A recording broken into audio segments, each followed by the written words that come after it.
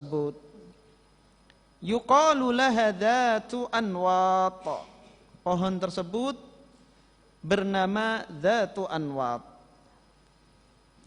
Famararna bisidrah, maka kami pun melewati pohon tersebut. Faqulna ya Rasulullah, maka kami mengatakan, orang-orang yang baru masuk Islam, ya Rasulullah, wahai Rasulullah, ij'al lana dzata anwat kama lahum dzatu anwat. Bikinkan untuk kami dzatu anwat sebagaimana mereka memiliki dzatu anwat. Jadi orang-orang yang baru masuk Islam mengira ada ritual seperti ini di dalam Islam. Maka mereka meminta kepada Rasulullah sallallahu alaihi wasallam agar senjata mereka ampuh. Mereka meminta kepada Rasulullah tempat untuk bertabaruk bagi senjata-senjata mereka. Faqala Rasulullah sallallahu alaihi wasallam, maka Rasulullah sallallahu alaihi wasallam mengatakan Allahu Akbar. Ini kalimat karena heran sekaligus mengingkari apa yang mereka minta. Innahas sunan, itu adalah tata cara. Qultum walladhi nafsi biyadihi kama qalat banu Israil li Musa. Sungguh yang kalian katakan, demi zat yang jiwaku berada di tangannya, demi Allah yang jiwaku berada di tangannya, seperti perkataan Bani Israel kepada Musa. Di dalam surah Al-A'raf ayat 138, Bani Israel mengatakan kepada Nabi Musa, ij'al lana ilahan kama lahum alihah. Bikinkan untuk kami sesembahan sebagaimana mereka memiliki sesembahan-sesembahan. Qala innakum qaumun tajhalun. Maka Nabi Musa mengatakan kepada mereka, sesungguhnya kalian adalah kaum yang bodoh. Kisahnya adalah ketika Allah Subhanahu wa taala menyelamatkan Nabi Musa dan Bani Israel dari kejaran Fir'aun. Kemudian Allah Subhanahu wa taala menenggelamkan Fir'aun dan bala tentaranya di Laut Merah. Setelah Allah selamatkan mereka, Nabi Musa dan kaumnya melewati sebuah kaum yang mereka menyembah berhala. Ketika Bani Israel melihat adanya kaum yang menyembah berhala, mereka mengira ada ritual seperti itu di dalam ajaran Nabi Musa. Maka mereka meminta kepada Nabi Musa untuk dibikinkan sembahan sebagaimana orang-orang yang mereka lihat kaum tersebut memiliki sesembahan-sesembahan. Maka Nabi Musa mengingkari apa yang mereka minta. Dan Rasulullah sallallahu alaihi wasallam di dalam hadis ini menyamakan perbuatan kaum muslimin yang baru masuk Islam meminta dibuatkan tempat untuk bertabarruk yang tidak ditetapkan oleh Allah,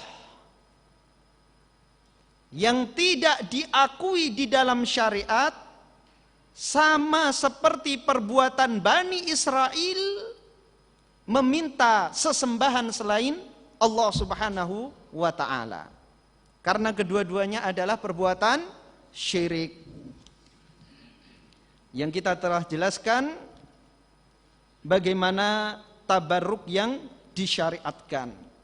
Tabarruk yang disyariatkan adalah yang pertama, tempat dan waktunya disebutkan oleh Allah di dalam ayat-ayat Al-Quran maupun hadis-hadis Nabi Shallallahu Alaihi Wasallam. Kemudian syarat yang kedua, caranya harus sesuai dengan ketentuan Allah, sesuai dengan yang dicontohkan Rasulullah Shallallahu Alaihi Wasallam. Seperti Makkah, Madinah, Baitul Maqdis, itu tempat. Maka cara mencari keberkahan tempat-tempat tersebut harus sesuai dengan apa yang telah ditentukan oleh Allah Subhanahu wa taala dan dicontohkan oleh Rasulullah sallallahu alaihi wasallam. Tidak bisa kita membuat cara sendiri untuk bertabarruk. Bertabarruk di tanah suci Mekah dengan mengambil debunya. Ini tidak dicontohkan oleh Nabi, tidak diperintahkan oleh Allah Subhanahu wa taala. Karena debu Mekah tidak bermanfaat. Demikian juga debu Madinah, demikian juga debu Baitul Maqdis. Maka Salman Al-Farisi mengatakan, innal arda la tuqaddisu ahlaha. Sesungguhnya bumi itu tidak bisa mensucikan penduduknya. Innama yuqaddisur rajula amaluh. Sesungguhnya yang mensucikan hamba itu adalah amalnya.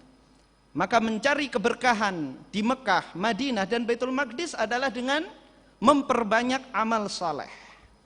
Melakukan haji, umrah di Mekah, melakukan tawaf dan sa'i, salat di Masjid Nabawi, salat di Baitul Maqdis, itu cara yang ditentukan oleh Allah Subhanahu wa taala dan yang diajarkan oleh Rasulullah sallallahu alaihi wasallam. Apalagi tempat yang tidak disebutkan di dalam Al-Quran maupun hadis-hadis Nabi bahwa tempat tersebut berkah, maka jelas tidak ada caranya untuk mencari keberkahan dari tempat tersebut. Atau waktu, di antaranya bulan Ramadan, hari Asyura, hari Arafah, ini adalah waktu-waktu yang diberkahi oleh Allah. Maka cara mencari keberkahannya pun harus dengan ketentuan yang telah ditetapkan oleh Allah dan Rasulnya. Mencari keberkahan di hari Jumat dengan membakar kemenyan misalnya, bisa? Tidak. Karena itu bukan cara yang telah ditentukan oleh Allah dan Rasulnya. Mencari keberkahannya adalah dengan kita memperbanyak amal saleh, memperbanyak ibadah, salat sunnah. Jika bulan Ramadan tentunya kita berpuasa, memperbanyak sedekah, berzikir, membaca Al-Quran dan seterusnya. Kita lanjutkan bab berikutnya, babun ma jaa fi dzabhi li ghairillah. Bab tentang menyembelih binatang dengan niat bukan karena Allah. Menyembelih untuk selain Allah ada 3 bentuk. Yang pertama, tujuannya untuk Allah namun menyebut nama selain Allah. Kita umat Islam jika menyembelih binatang maka diharuskan membaca bismillah. Apa arti bismillah? Huruf ba di dalam kalimat bismillah, bismi ba, di situ memiliki 2 makna. Yang pertama adalah lil isti'anah, meminta pertolongan. Yang kedua adalah talabul barakah, meminta keberkahan. Ketika kita memulai aktivitas apapun, baik ibadah mahdhah ataupun aktivitas keduniaan dengan membaca bismillah, artinya kita meminta pertolongan kepada Allah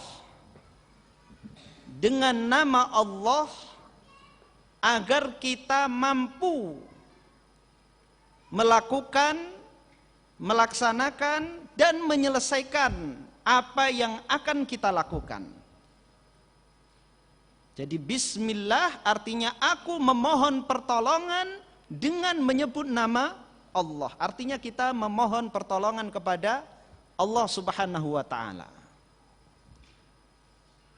Karena bagaimanapun kemampuan kita, keahlian kita, kita tidak akan mampu mengerjakan, kita tidak akan mampu berbuat apapun kecuali dengan izin Allah Subhanahu wa taala.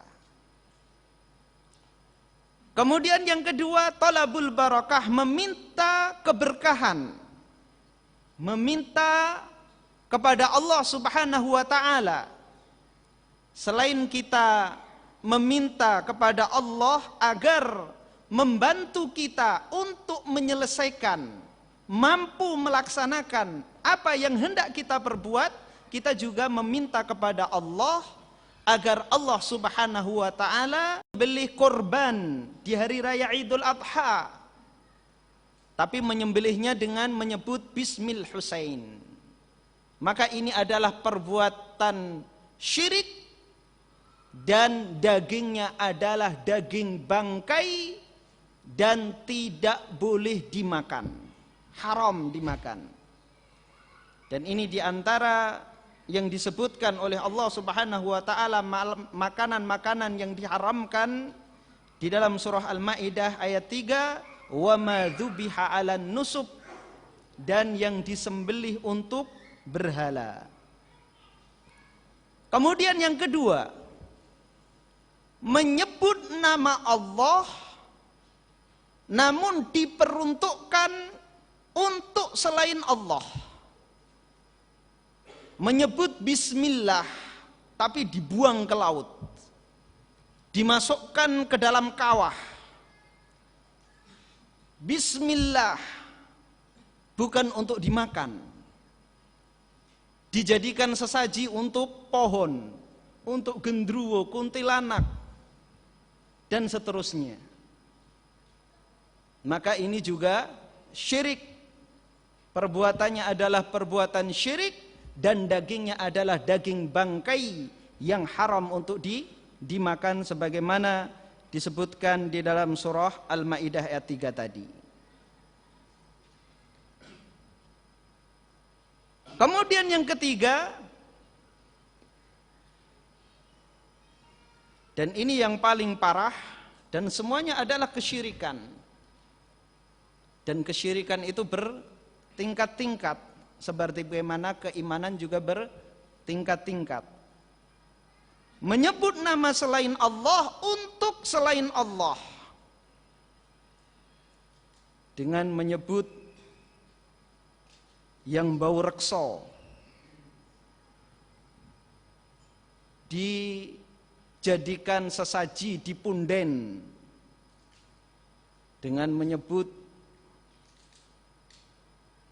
orang-orang yang telah mati. Ini keyakinan sebagian masyarakat bahwa yang babat alas, yang membuka kampung itu bisa memberikan keberkahan atau bisa mendatangkan petaka. Kemudian diberikan kurban baginya dengan menyembelih dan menyebut namanya. Maka perbuatan ini semuanya adalah kesyirikan. Yang tauhid adalah menyebut nama Allah, bismillah, untuk beribadah kepada Allah Subhanahu wa taala. Dengan menyebut bismillah untuk akikah, bismillah untuk dihidangkan ke tamu, bismillah untuk hari raya Idul Kurban, bismillah untuk membayar hadyu atau dam, dan seterusnya. maka syariat Islam adalah syariat yang paling indah. Kurban kita, sedekah kita tidak ada yang sia-sia. Berbeda dengan peribadatan orang-orang musyrik. Mereka berkorban, mereka menyembelih disia-siakan. Dibuang ke kawah, dibuang ke lautan, dikubur dalam tanah, ditaruh di pojok sawah. Ini semuanya adalah sia-sia.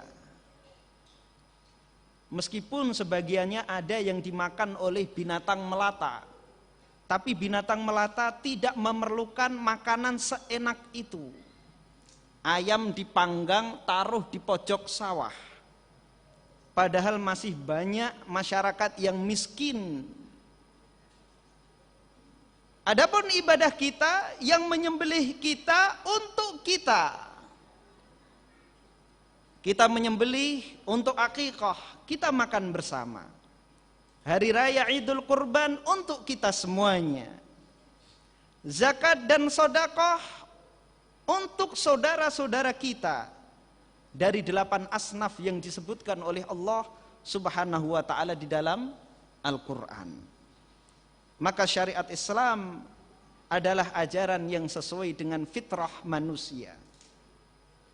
Tidak menyia-nyiakan harta. Bermanfaat untuk mereka dan mendapatkan keridhaan dari Allah Subhanahu wa ta'ala. Adapun ibadah orang musyrik tidak bermanfaat bagi mereka di dunia dan mendapatkan celaka bagi mereka, akan menjadikan mereka celaka dunia dan akhirat. Dalil pertama dalam bab ini adalah surah Al-An'am ayat 162-163. Qul, katakanlah wahai Muhammad, inna salati, sesungguhnya salatku, wa nusuki. Di situ diartikan ibadahku. Nusuk adalah sesembelihan. Wa nusuki, dan sesembelihanku, kurbanku, wa mahyaya, dan hidupku, wa mamati, serta kematianku, lillahi rabbil alamin, la syarikalah, hanya milik Allah Rabb semesta alam, tidak ada sekutu baginya. Di dalam ayat ini Allah Subhanahu wa taala memerintahkan kepada Nabi kita Muhammad sallallahu alaihi wasallam untuk mengatakan, sesungguhnya salatku dan sesembelihanku. Dua kalimat pertama ini adalah tauhid uluhiyah. Artinya mempersembahkan peribadatan hanya untuk Allah Subhanahu wa taala. Adapun dua kalimat setelahnya, wa mahyaya wa mamati, adalah tauhid rububiyah. Hidup dan matiku hanya milik Allah Subhanahu wa ta'ala.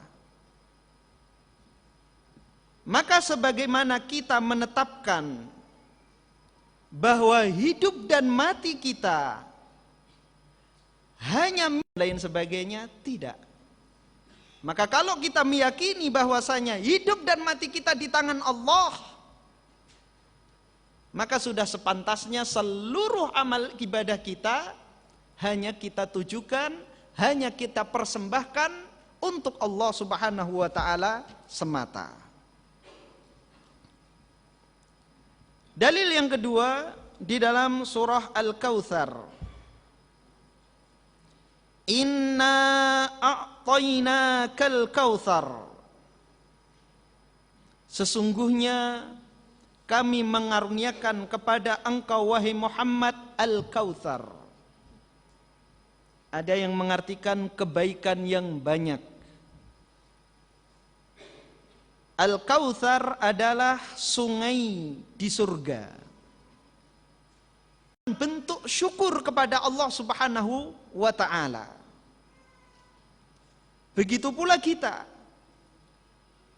Tatkala kita melihat bahwa kenikmatan ini semuanya hanya datang dari Allah Subhanahu wa ta'ala, maka kita menyembelih dan beribadah hanya untuk Allah Subhanahu wa ta'ala, bukan untuk Dewi Sri. Apa jasa Dewi Sri untuk kita? Orang menganggap Dewi Sri Dewa Padi yang memberikan keberkahan pada hasil panen. Tentunya ini adalah kekeliruan yang besar. Kita sebagai seorang muslim meyakini hanya Allah Subhanahu wa ta'ala yang menentukan berhasil atau tidaknya panen kita. Maka ketika hasil panen kita mencapai 1 nisab,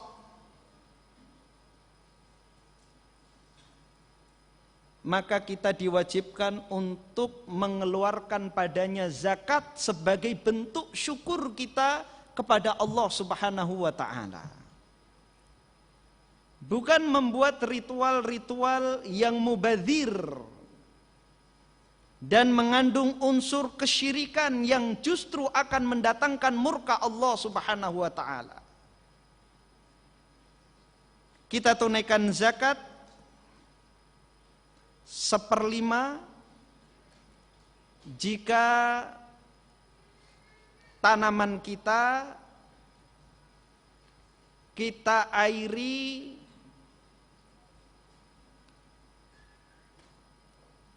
dengan gratis, air hujan atau air sungai yang tidak berbayar. Adapun jika tanaman kita airi dengan berbayar, dengan memakai diesel misalnya, maka zakatnya adalah 1/10 dari hasil panen tersebut. Ini adalah bentuk syukur kita kepada Allah Subhanahu wa ta'ala yang jelas-jelas bermanfaat untuk kita semuanya. Maka jika kaum muslimin semuanya sadar akan kewajiban zakat dan keutamaan zakat serta sedekah, insya Allah tidak ada yang kekurangan makan dan gizi di masyarakat kaum muslimin. Hadis berikutnya, dalil berikutnya, hadis yang diriwayatkan oleh Imam Muslim. An Ali radhiyallahu anhu qala, dari Ali radhiyallahu an, ia menuturkan, haddatsani Rasulullah sallallahu alaihi wasallam, Rasulullah sallallahu alaihi wasallam menceritakan kepadaku bi arba'i kalimatin, dengan 4 kalimat. La'anallahu man dhabaha li ghairillah. Yang pertama, Allah melaknat orang yang menyembelih untuk selain Allah. Laknat Allah artinya at-tardu wal ib'adu an rahmatillah.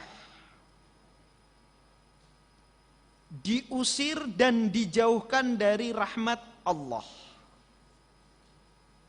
Maka ini kabar atau doa dari Nabi sallallahu alaihi wasallam bagi orang yang menyembelih untuk selain Allah Subhanahu wa ta'ala. Maka mereka akan dijauhkan dari rahmat Allah Subhanahu wa ta'ala.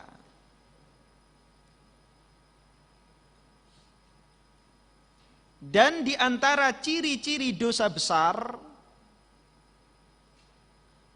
adalah jika perbuatan tersebut diancam dengan laknat. Jika perbuatan tersebut diancam dengan laknat, maka perbuatan tersebut adalah dosa besar. Yang kedua, la'anallahu man la'ana walidayh. Allah melaknat orang yang melaknat kedua orang tuanya. Jelas ini dosa yang sangat besar. Seorang anak melaknat kedua orang tuanya, mencela orang tuanya, mencaci orang tuanya. Dan ini tidak pernah terjadi di zaman Nabi SAW, meskipun pada orang-orang musyrik. Sehingga sahabat heran. Maka mereka bertanya kepada Rasulullah SAW, sebagaimana disebutkan oleh Al-Imamul Bukhari di dalam kitab Adab dan Imam Muslim di dalam Kitabul Iman. Sahabat bertanya kepada Rasulullah SAW, kaifa yal'anur rajulu walidayh? Bagaimana seseorang bisa melaknat kedua orang tuanya? Maka Rasulullah sallallahu alaihi wasallam menjawab, yasubbu abar rajuli fayasubbu abah. Seseorang mencela ayah orang lain, maka orang lain tersebut mencela ayahnya. Wa yasubbu ummahu fayasubbu ummah. Seseorang mencela ibu orang lain, maka orang lain mencela ibunya. Jadi dia yang menyebabkan orang lain mencela kedua orang tuanya.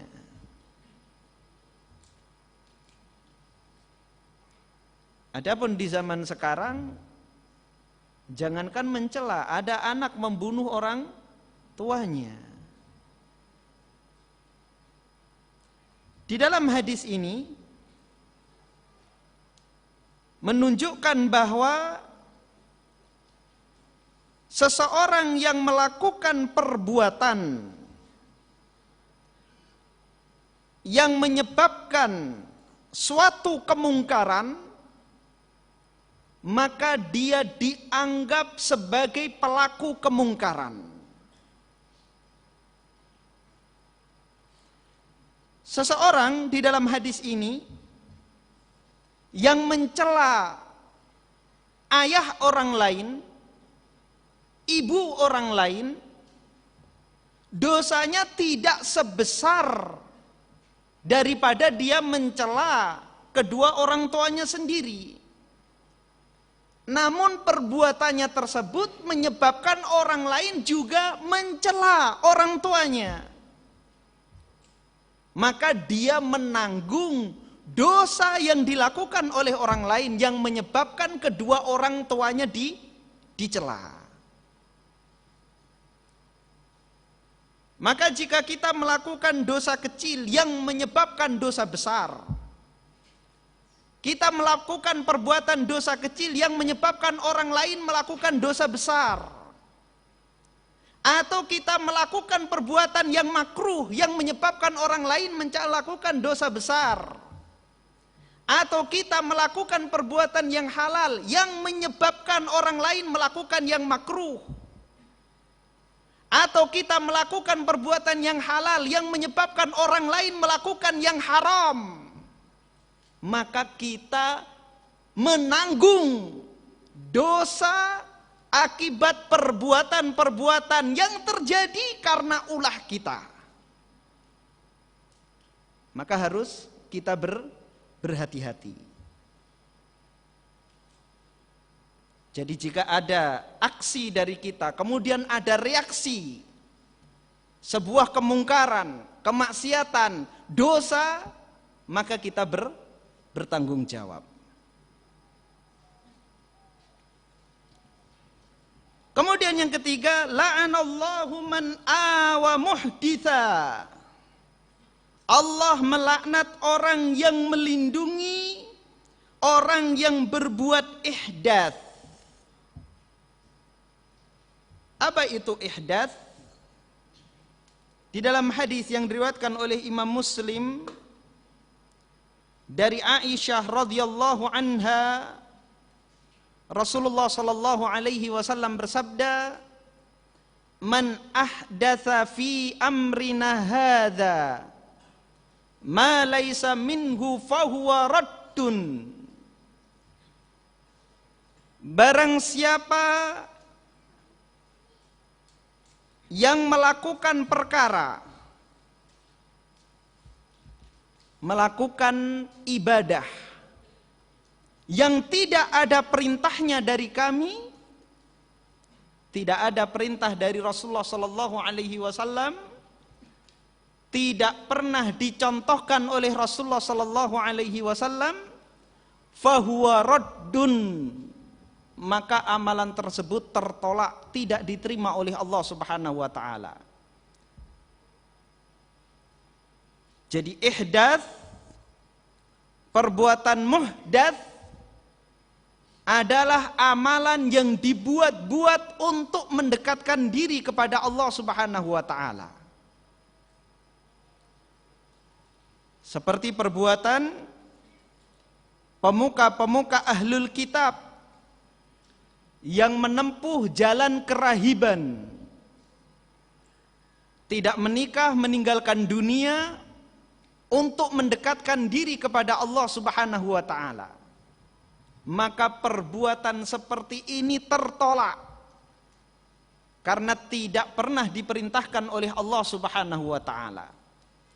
Maka perbuatan apapun, meskipun niat kita ikhlas untuk mendekatkan diri kepada Allah, namun perbuatan tersebut tidak diperintahkan oleh Allah dan tidak dicontohkan oleh Rasulullah sallallahu alaihi wasallam, maka amalan tersebut tertolak. Dan Rasulullah sallallahu alaihi wasallam mengkhabarkan di sini Allah melaknat orang yang melindungi.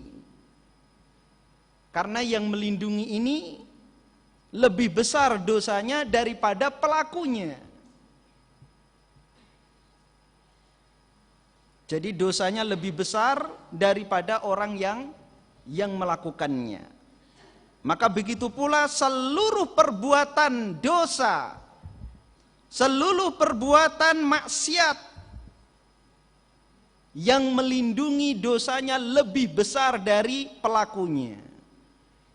Orang minum khamr berdosa, yang melindungi lebih besar dosanya. Dan perbuatan kemungkaran apapun. Yang keempat, la'anallahu man ghayyara manaral ard.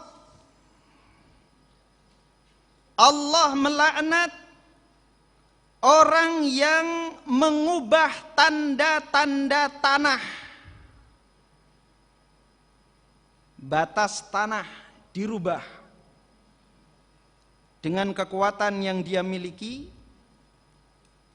preman yang dia miliki, pengacara yang dia miliki, maka terancam laknat Allah Subhanahu wa taala.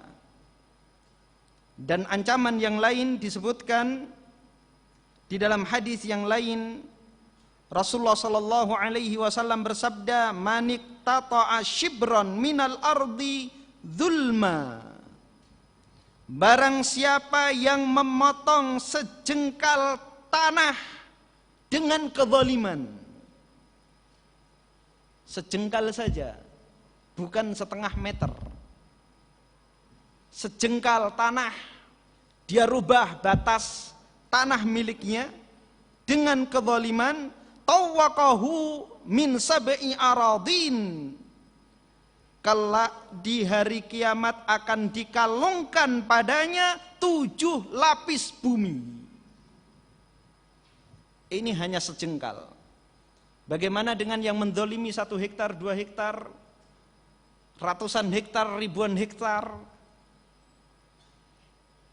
mendolimi orang-orang miskin yang tidak mengerti? Maka laknat Allah Subhanahu wa taala bagi orang yang menyerobot tanah orang dengan kezaliman.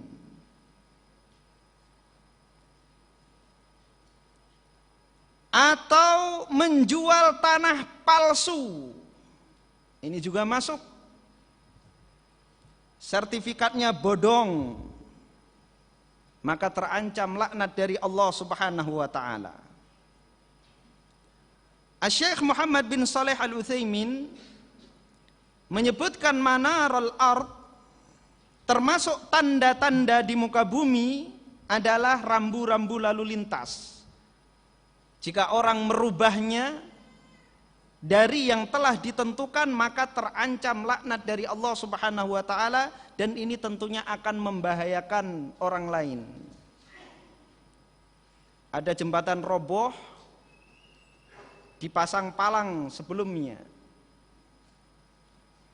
dikasih tanda stop, diambil, dibuang tandanya, maka jelas ini membahayakan.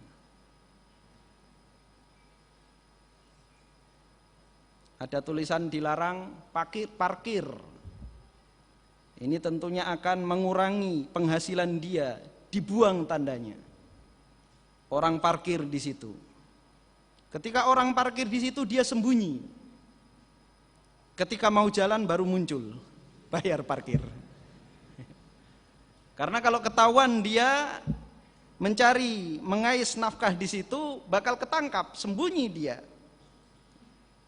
Pura-pura baca koran, main HP, merokok. Waktu parkirnya nggak bantuin, tapi ketika mau pergi baru ditagih. Dalil yang terakhir dalam bab ini, sebuah kisah dari kalangan Bani Israel. Hadis yang diriwayatkan oleh Imam Ahmad dari Tariq bin Shihab.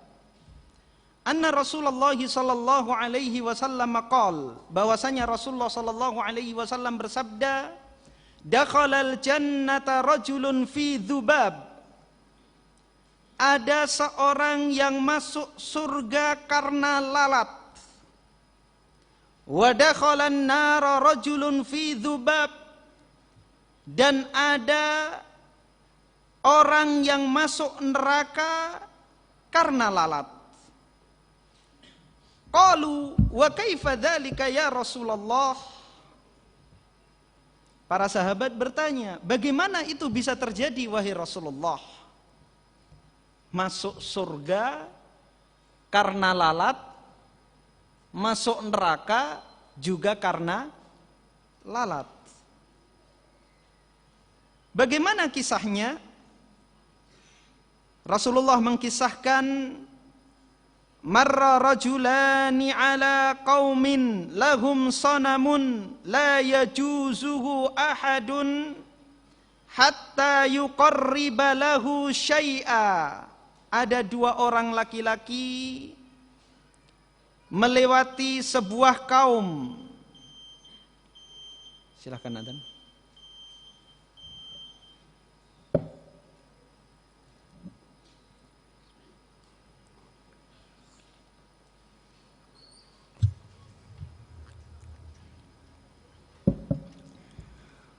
Allahu Akbar, Allahu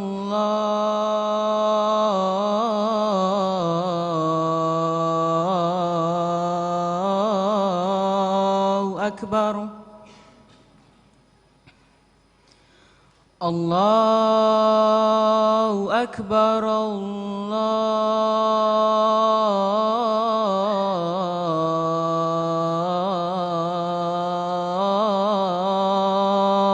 Akbar. Asyhadu an la ilaha illallah.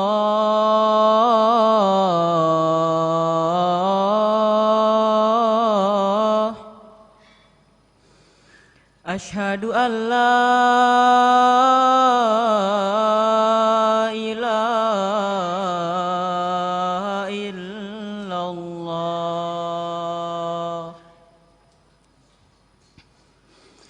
Asyhadu anna محمد رسول الله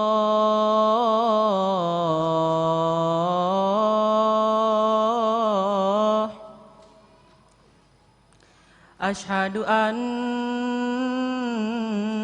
محمد رسول الله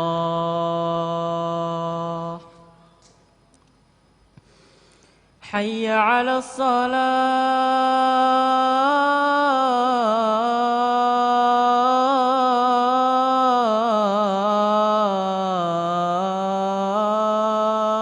الصلاة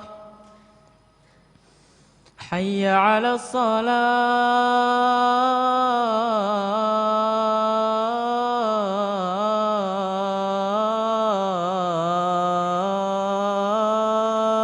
الصلاة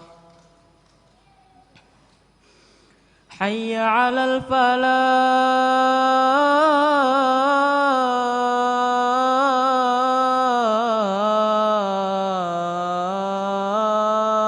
الفلاح حي على الفلاح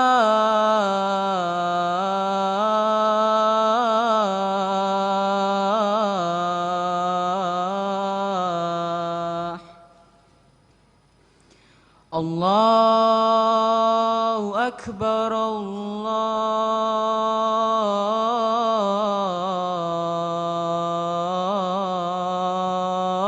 الله أكبر لا إله إلا الله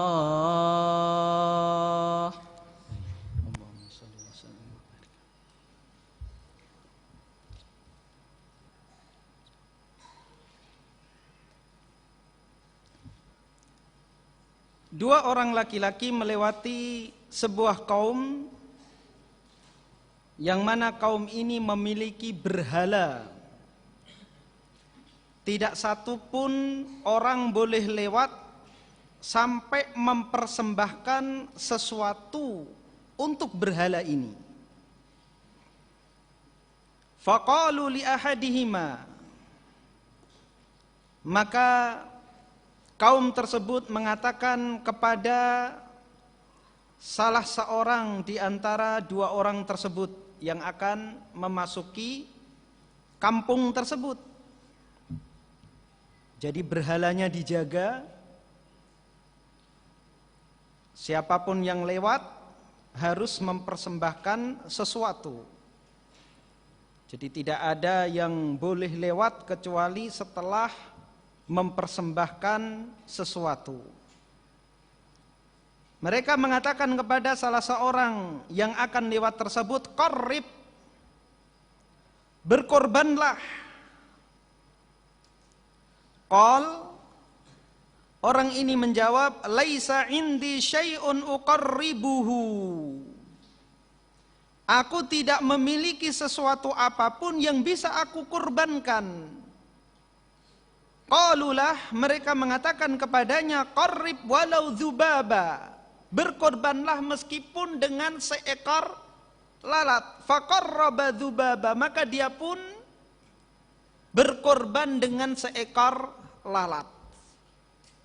Dia tangkap lalat, dia korbankan untuk berhala ini. Fakhallu sabilahu, maka mereka mempersilahkan perjalanannya, boleh lewat. Apa kata Rasulullah sallallahu alaihi wasallam? Fadakhalan nar, maka dia masuk ke dalam neraka. Wa qalu lil akhar, kemudian mereka mengatakan kepada yang satunya, qarrib, berkorbanlah. Faqal, maka orang ini mengatakan, ma kuntu li uqarriba li ahadin syai'an dunallahi azza wa jal, aku tidak berkorban sesuatu apapun kepada selain Allah subhanahu wa ta'ala. Jadi dia tegas menolak untuk berkorban, meskipun tahu seekor lalat pun sudah sah. Kalau mau berkorban seekor lalat, dia dibiarkan untuk masuk. Tapi dia tegas menjawab, aku tidak berkorban sesuatu apapun untuk selain Allah. Meskipun hanya seekor lalat. Fadarabu unuqah, maka mereka pun memenggal lehernya. Fadakhalal jannah, maka dia masuk surga. Bayangkan, berkorban untuk berhala hanya seekor lalat. Berapa harga seekor lalat? Tidak berharga. Kita diberi pun tidak mau. Ini ada lalat ini.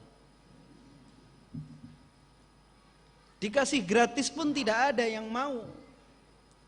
Kita banyak mencari penangkal untuk mengusir lalat.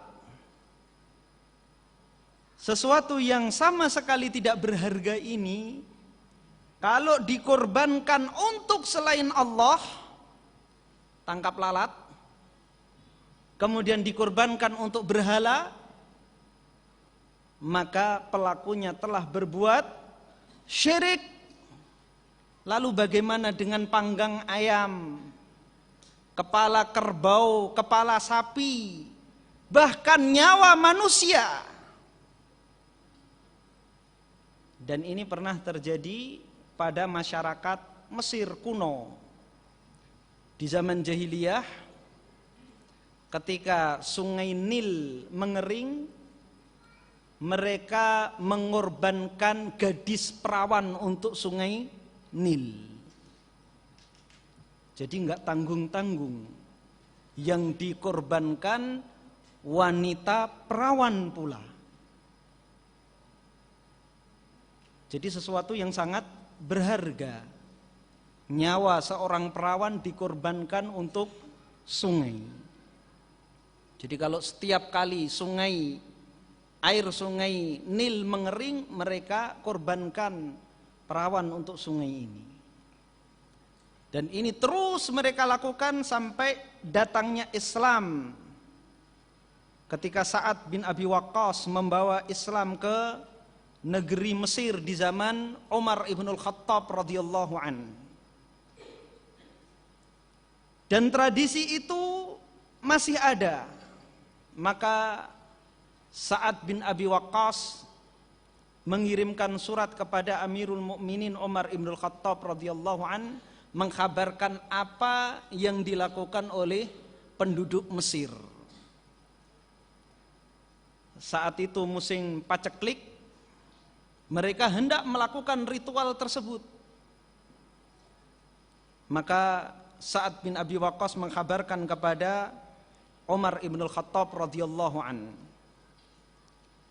Dan Sa'ad bin Abi Waqqas telah mencegah mereka. Namun gejolak masyarakat Mesir yang takut akan terjadi kelaparan, kekeringan dan seterusnya, maka Sa'ad pun mengirim surat kepada Umar bin Khattab untuk meminta petunjuk apa yang harus dia lakukan. Maka Umar ibn Khattab menulis surat untuk sungai Nil. Isi surat tersebut, wahai Nil, jika engkau mengalir karena perintah Allah, maka mengalirlah. Maka surat itu dikirim ke Mesir dan oleh Sa'ad dilemparkan ke sungai Nil, kemudian sungai Nil mengalir kembali. Dan ini diantara karamah yang dimiliki oleh Umar ibnul Khattab radhiyallahu an, selain banyak lagi karamah yang lainnya.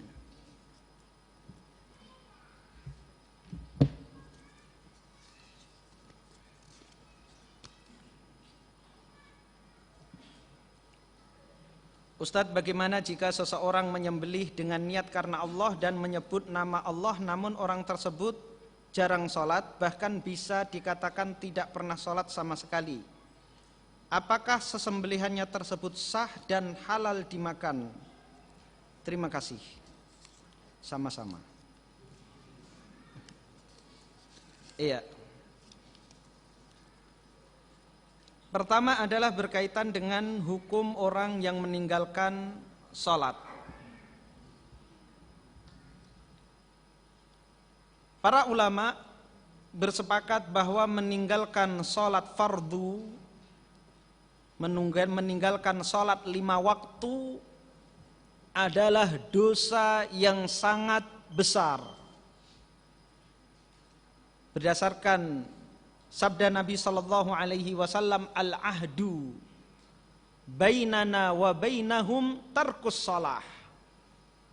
Faman tarakaha faqad kafar.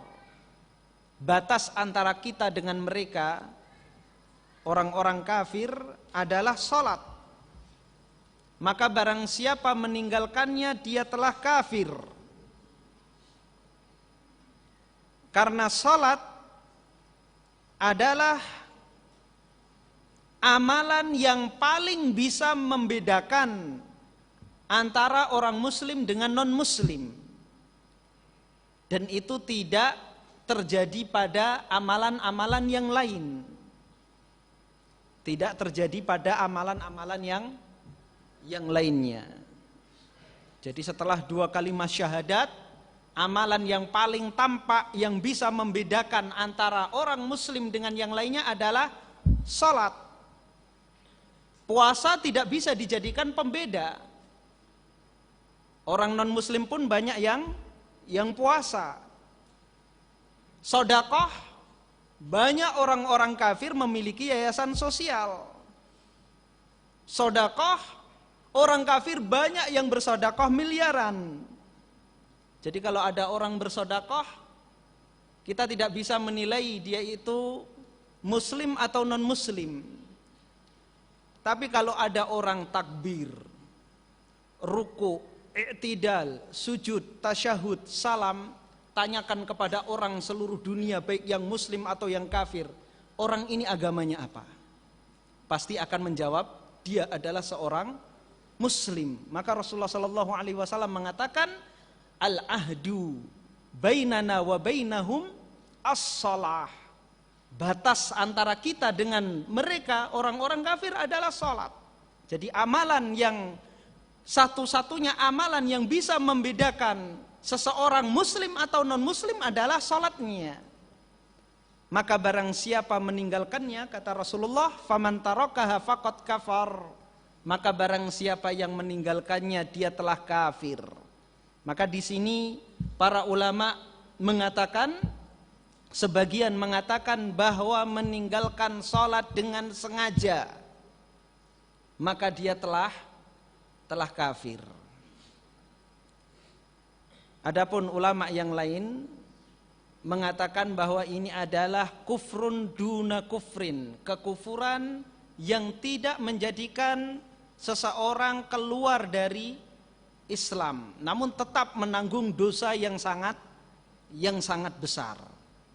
Maka dari 2 perbedaan pendapat ulama tersebut, jika kita mengetahui dengan mata kepala hewan disembelih oleh orang yang sama sekali tidak sholat, maka kita, untuk kehati-hatian kita, tidak makan dari daging yang disembelih tersebut. Masih banyak daging yang lain yang disembelih oleh seorang muslim yang melakukan sholat, atau minimal tidak kita ketahui. Kalau sesuatu tidak ketahui, dan ini pernah terjadi di zaman Rasulullah SAW, binatang-binatang yang disembelih oleh orang-orang Arab Badui, orang-orang pedalaman yang mereka tidak mengetahui banyak syariat Islam. Sahabat ragu, mereka baca bismillah atau tidak. Maka mereka bertanya kepada Rasulullah bagaimana hukum sesembelihan mereka. Maka Rasulullah mengatakan, sammu antum fakulu. Hendaklah kalian membaca bismillah dan makanlah. Jadi kalau ada sesembelihan di masyarakat muslim, maka kita makan saja bismillah. Terkecuali jika kita pergi ke daerah non muslim, negeri kafir, maka kita harus selektif, cari makanan yang berlabel halal. Tapi kalau di masyarakat muslim, pergi ke pasar, beli saja ayam, beli saja daging, dimasak, bismillah, makan. Nggak perlu menelusuri siapa yang menyembelih ini. Demikian yang bisa kami sampaikan pada pertemuan kali ini. Kita tutup dengan doa kafaratul majelis. Subhanakallahumma hamdika asyhadu an la ilaha illa anta astaghfiruka wa atubu ilaik. Assalamualaikum warahmatullahi wabarakatuh.